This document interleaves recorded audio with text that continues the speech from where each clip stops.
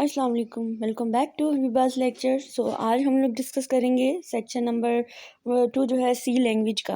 अब यहाँ पर हम लोग डिस्कस करेंगे सबसे पहले जितने भी आपके इंपॉर्टेंट शॉर्ट क्वेश्चन जो कि आपके पास पेपर में आ चुके हैं और बहुत ही ज़्यादा इंपॉर्टेंट हैं, ठीक है, जिनका एग्ज़ाम में आना जो है वो ज़रूरी समझा जाता है। सबसे पहले एक बार याद रखिए, यहाँ पर लिखा हुआ है डिफाइन द वेरिएबल इनिशियलाइजेशन, ठीक है। अब यहाँ पर देखिए वेरिएबल इनिशियलाइजेशन का क्या मतलब होता है। इसका मतलब होता है कि इनिशियलाइज करना, किसी वेरिएबल को स्टार्ट करना, उसको कोई वैल्यू देने के लिए जो हम स्टार्टिंग चीज़ लेते हैं ना, उसको इनिशियलाइज कहते हैं। जैसे यहाँ पर लिखा हुआ है int a is equals to 10। इसका क्या मतलब हुआ? ए इज इक्वल्स टू 10 का मतलब होता है कि ए को आपने 10 की वैल्यू दे दी है।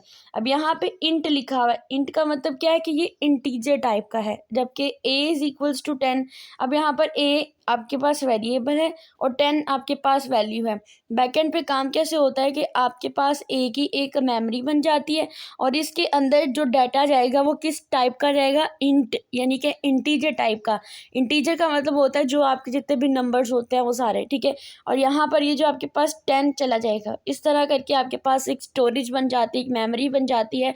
तो ए को जब आप एक वैल्यू असाइन कर देते हो तो ये आपके पास क्या होता है? ये आपके पास इनिशियलाइजेशन आ जाती है, ठीक है। और यहाँ पर आपके पास जो है वो A is declared as integer.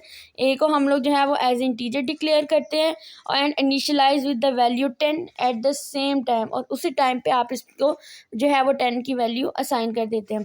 उसके बाद आपका क्वेश्चन नंबर 2 है write the following statement in C language age is between 18 and 50 years.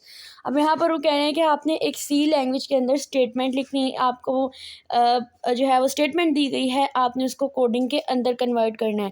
Statement क्या है? स्टेटमेंट को अंडरस्टैंड करते हैं, जिसमें सबसे पहले लिखा हुआ है age is between 18 year and 15 years, यानी कि जो एज है वो आपकी 18 साल और 50 साल के दरमियान में है।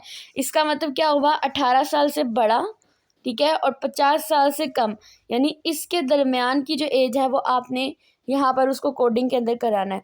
और यहाँ पर आपने क्या लिखना है? अगर तो एज, यहाँ पर आपकी इफ़ कंडीशन लगेगी। इफ़ में ये होता है कि जो ट्रू वैल्यू होती है वो आपकी प्रिंट होनी चाहिए, और अगर आपकी फॉल्स हो जाती है तो वो आपकी एल्स पार्ट में चली जाती है। लेकिन फ़िलहाल उन्होंने हमें एक ही स्टेटमेंट दिया है तो उसी लिहाज से हमें इफ़ ही लिखना है। अब यहाँ पर लिखा है if age greater than equal to 18।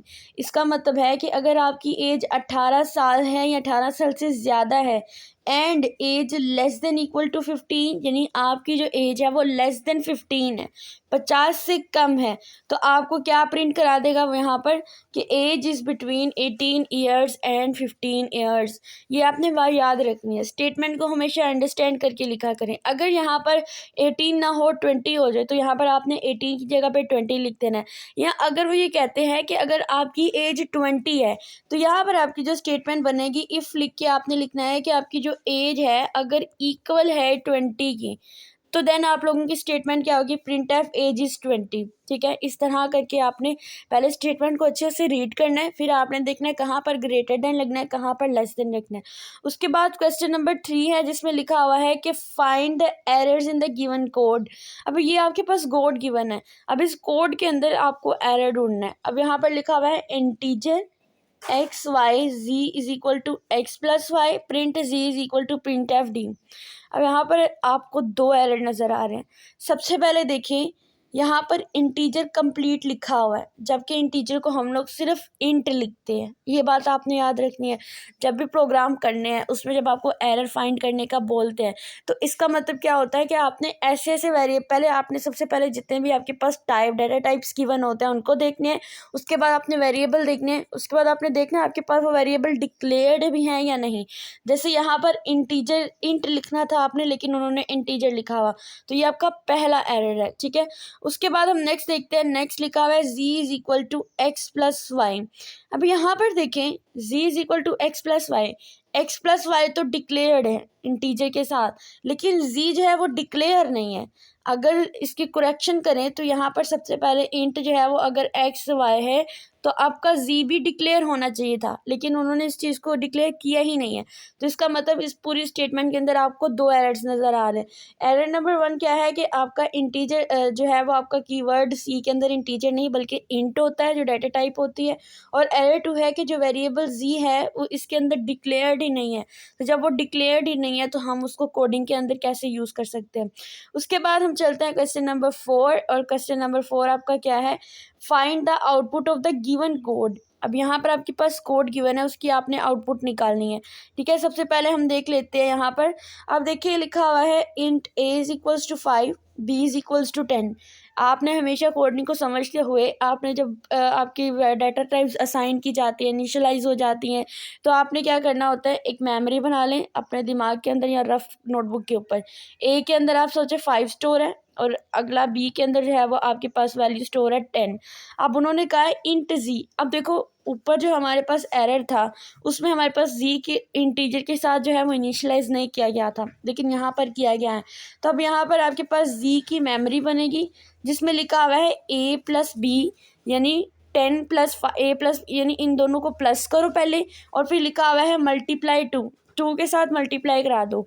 तो यहाँ पर 2 के साथ अगर मल्टीप्लाई कराएं, अच्छा एक और बात याद रखनी है कि यहाँ पर कुछ पैरामीटर्स होते हैं जिनको हमने देखना होता है कि सबसे पहले कौन सा आपने परफॉर्म करना है। जैसे मल्टीप्लाई होता है, पहले उसको परफॉर्म करना है या प्लस को करना है। तो अगर मैं 5 को 2 के साथ मल्टीप्लाई कराती हूँ, यानी 10 2 ज़ 20 होता है, और इसके अंदर प्लस 5 कर देंगे, तो इसका मतलब मेरे पास आंसर क्या आएगा, 25 आ जाएगा। यानी सबसे पहले हमने मल्टीप्लाई जो है, जो बड़ी वैल्यूज़ होती हैं, जो सीक्वेंस आता है उसमें सबसे पहले आता है कि आपने मल्टीप्लिकेशन वाला काम करना होता है। उसके बाद आपने अगर डिवाइड है तो डिवीजन करनी होती है। उसके बाद आपने प्लस करना होता है, उसके बाद आपने माइनस करना होता है।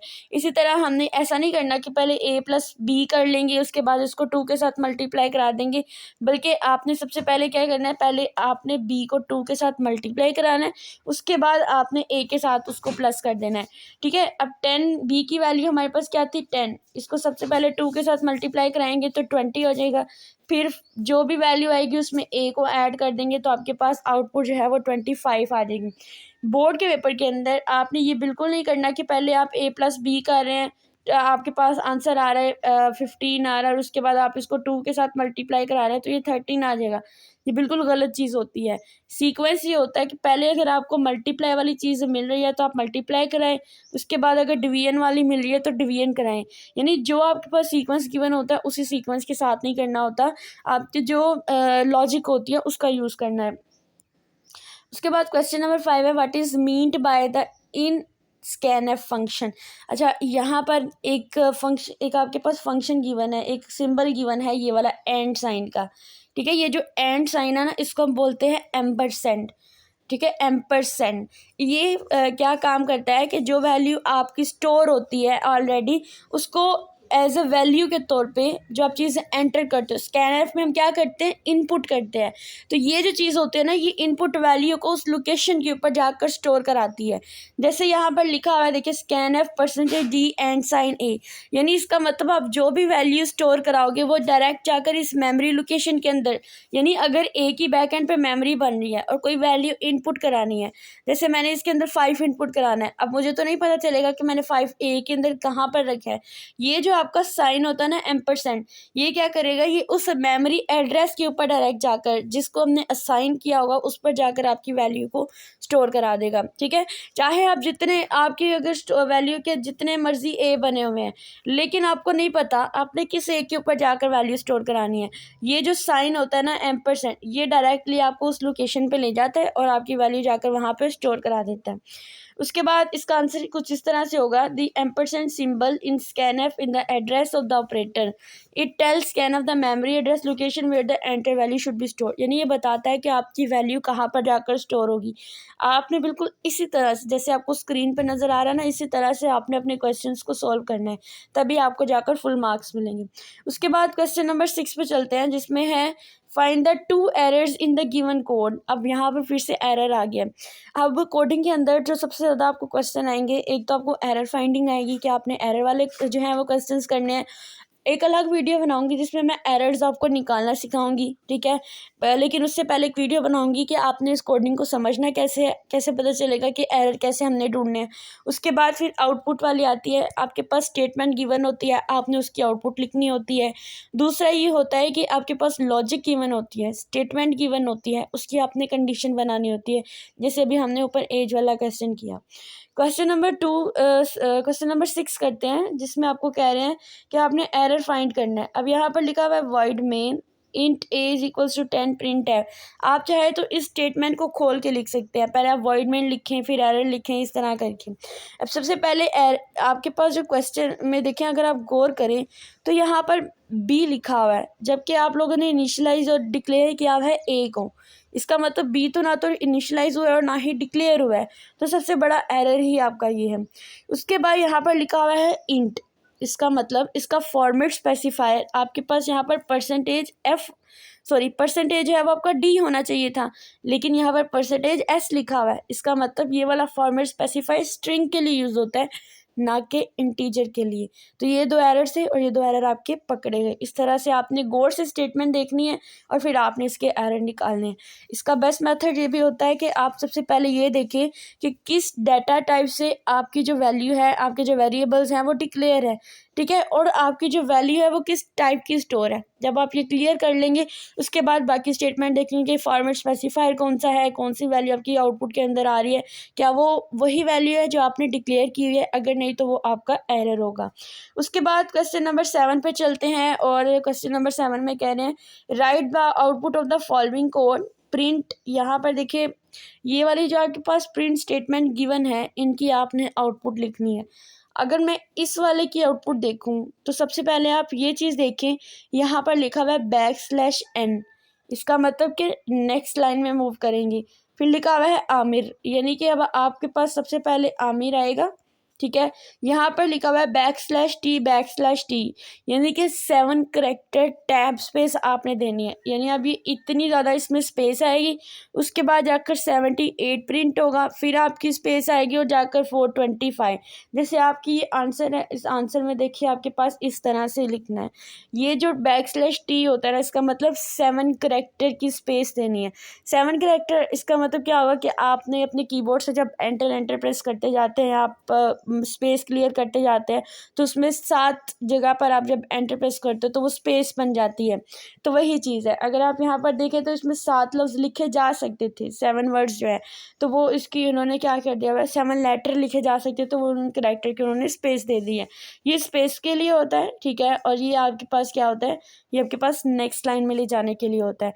सेम आउटपुट अगर आप देखें यहाँ पर, तो प्रिंट एफ, यहाँ पर हमने भी इसी तरह से इसकी आउटपुट भी करानी है। यहाँ पर नोट लिखा हुआ है, आपने भी पेपर के अंदर नोट लिखेगा, ये एक अच्छा इंप्रेशन पड़ता है कि \n move to the new line and \t add tab spacing between values के दरमियान में जो स्पेस होती है वो \t की वजह से होती है। क्लियर। उसके बाद हम चलते हैं क्वेश्चन नंबर 9 की तरफ, और क्वेश्चन नंबर 9 में है describe the purpose of the \o in string.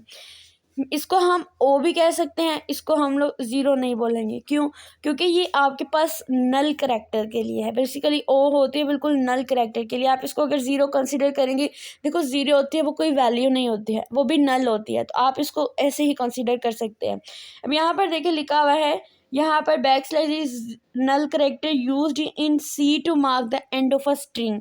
अगर किसी स्ट्रिंग को एंड करना है, कोई वैल्यू आपकी चलती जा रही है, उसको आपने एंड करना है, तो उसके एंड पे आप \o या \0 जो है वो आप डाल दें। When C store a string in memory, जब सी किसी मेमोरी के अंदर कोई स्ट्रिंग वैल्यू डालती है तो इट ऑटोमेटिकली एड्स द \0। ये ना ऑटोमेटिकली आपके जब कंप्यूटर के अंदर आप कोडिंग करते हैं, आप टर्बो का यूज़ कर रहे हैं, आप डेव C++ का यूज़ कर रहे हैं, आप लोग विजुअल स्टूडियो का यूज़ कर रहे हैं, तो उसके अंदर जब आप लोग कोई स्ट्रिंग डालते हो ना, तो ऑटोमेटिकली बैकएंड पे खुद ही ये वाली स्लैश जो है वो लग जाती है, ठीक है। और ये क्या काम करती है कि ये आपकी स्ट्रिंग को स्टॉप कर देती है, ना कि वो चलने देती है। अगर ये चीज़ ऑटोमेटिकली ना आती तो क्या होता, क्या नुकसान होता कि आपकी स्ट्रिंग चलती जाती वो रुकती ही ना, ये चीज़ होती है, ठीक है। जैसे फॉर एग्जांपल स्ट्रिंग है हेलो, ये आपके पास कैसे स्टोर होगी, हेलो, ठीक है, इस तरह करके, और एंड पे ये स्ट्रिंग ऑटोमेटिकली आपकी कोडिंग के बैक एंड पे लग जाएगी, लेकिन आउटपुट में आपको इस तरह से हेलो नज़र आएगा। उसके बाद नेक्स्ट क्वेश्चन है क्वेश्चन नंबर 9 और इसकी स्टेटमेंट है आपके पास, व्हाट इज स्ट्रीम। स्ट्रीम का मतलब होता है चलते रहना, यानी कि आपके पास यहाँ पर जैसे दो टाइप की स्ट्रीम होती है, इनपुट स्ट्रीम होती है और एक आपके पास होती है आउटपुट स्ट्रीम। स्ट्रीम बेसिकली आपके पास आपके डाटा का सीक्वेंस होता है बाइट्स के अंदर। Stream is a sequence of data in bytes that flow between a program and an input output devices. आप कोई इनपुट देते हो, आपको आउटपुट मिलती है, ठीक है, और ये इनपुट जो दे रहे हैं और फिर आउटपुट दे रहे हैं, तो ये आपके पास एक स्ट्रीम चल रही है। आप डाटा दे रहे हो और वापस में आपको डाटा मिल रहा है, ठीक है, आउटपुट मिल रही है, तो ये आपकी एक स्कीम जो है स्ट्रीम चल रही है। तो ये यहाँ पर आपके पास लिखना है, a stream is a sequence of data bytes that flow between a program and an input output devices. जो आपके पास लैपटॉप कंप्यूटर जिसके ऊपर आप काम कर रहे हो, उसके अंदर आप कोडिंग कर रहे हो, प्रोग्राम लिख रहे हो, तो ये आप एक इनपुट आउटपुट स्ट्रीम चल रही है। आप कोड देते हो, आपको आउटपुट मिल जाती है। उसके बाद यहाँ पर आपने लिखना है there are two types of stream. यहाँ पर एक इनपुट स्ट्रीम होती है जो कि आप कीबोर्ड से जो डाटा एंटर कर रहे होते हो, प्रोग्राम लिख रहे होते हो, वो डाटा आपका ले रही होती है। और दूसरी टाइप होती है आपके पास आउटपुट स्ट्रीम। ये क्या काम करती है कि जो भी आपका डाटा होता है प्रोग्राम में, जो आपको आउटपुट दिखाई देती है, वो आपकी आउटपुट स्ट्रीम होती है। तो ये आपके गुजरावाला बोर्ड के 2024 का पेपर था, ग्रुप 1 का, और इसके ये प्रोग्राम वाले सी प्रोग्रामिंग के जो क्वेश्चंस आपके आए हैं। इंशाल्लाह नेक्स्ट वीडियो के अंदर हम लोग डिस्कस करेंगे विजुअल बेसिक का, यानी इसके शॉर्ट क्वेश्चंस में हम लोग करेंगे। उसके बाद फिर हम लोग इसके ग्रुप 2 की तरफ जो है वो चलेंगे।